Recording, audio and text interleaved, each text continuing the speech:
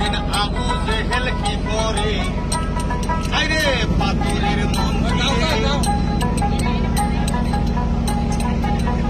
গোসল করায়া সেদিন খাইতে দেয় তারে।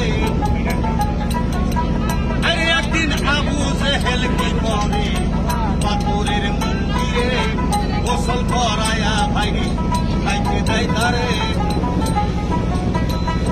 সে যে খাইবার দিলে খায় না, হাতে দিলে ধরে না।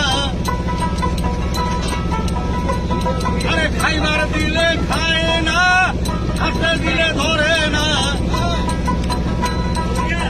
সাফায়তের বার নবী দিয়াছিলেন, আরে বললাম না গো আমরা